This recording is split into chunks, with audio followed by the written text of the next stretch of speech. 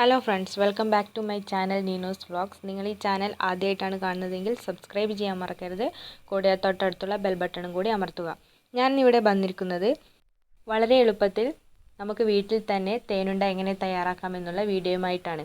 അപ്പോൾ നമുക്ക് നേരെ വീഡിയോയിലോട്ട് കടക്കാം. ഞാൻ ഇവിടെ ദോശമാവ് ഉപയോഗിച്ചിട്ടാണ് തേനുണ്ട ഉണ്ടാക്കാൻ പോകുന്നത്.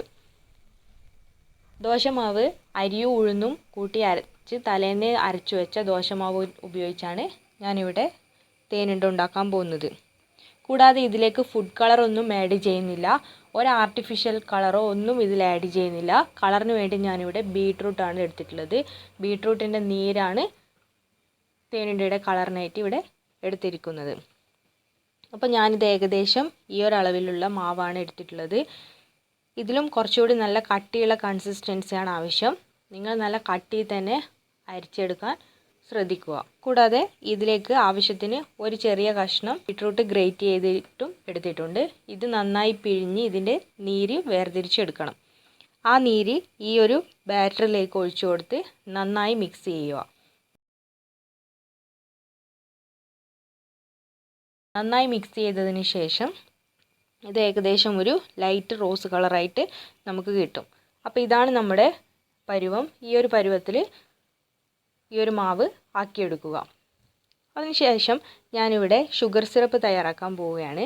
ഷുഗർ സിറപ്പിനായിട്ട് ഒരു കപ്പ് പഞ്ചസാരയ്ക്ക് അതേ അളവിൽ തന്നെ വെള്ളവും എടുത്ത് നന്നായി തിളപ്പിക്കുക.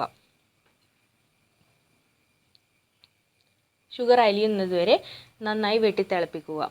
ഇത് ഒരു നൂൽ പരുവം എന്ന കൺസിസ്റ്റൻസി ഒന്നും ആവശ്യമില്ല. ജസ്റ്റ് ഒന്ന് നന്നായി തിളച്ചാൽ മാത്രം മതി. തിളച്ചിട്ട് ചെറിയൊരു കട്ടി വരുന്ന വിധത്തിൽ ചെയ്യുക.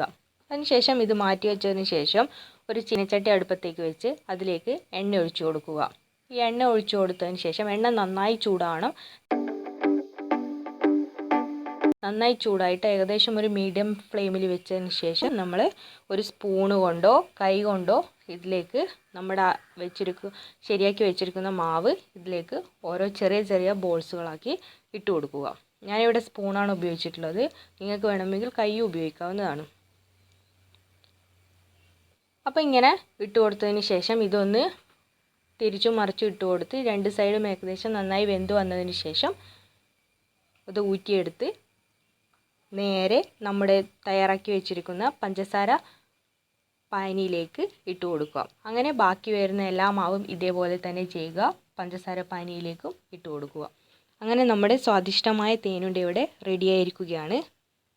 ഈ തേനുണ്ട നമ്മുടെ കടയിൽ നിന്ന് വാങ്ങിക്കുന്ന ആ ഒരു പരുവത്തിൽ നിങ്ങൾക്ക് കിട്ടണമെന്നുണ്ടെങ്കിൽ കുറച്ച് പഞ്ചസാര എടുത്ത് അത് ആ ഒരു പഞ്ചസാരയിലൊന്ന് മുക്കി എല്ലാ സൈഡും ഒന്ന് മുക്കി എടുത്തു കഴിഞ്ഞാൽ നമുക്ക് കടയിൽ നിന്ന് വാങ്ങിക്കുന്ന അതേ ഇതിൽ നമുക്ക് ഈ തേനുണ്ട കിട്ടും. അപ്പോൾ നിങ്ങൾക്ക് ഈ വീഡിയോ ഇഷ്ടമായെന്ന് കരുതുന്നു. ഇഷ്ടമായെങ്കിൽ ലൈക്ക് ചെയ്യണം, ഷെയർ ചെയ്യണം, കമൻറ്റ് ചെയ്യണം. കൂടാതെ സബ്സ്ക്രൈബും കൂടി ചെയ്യുക. താങ്ക്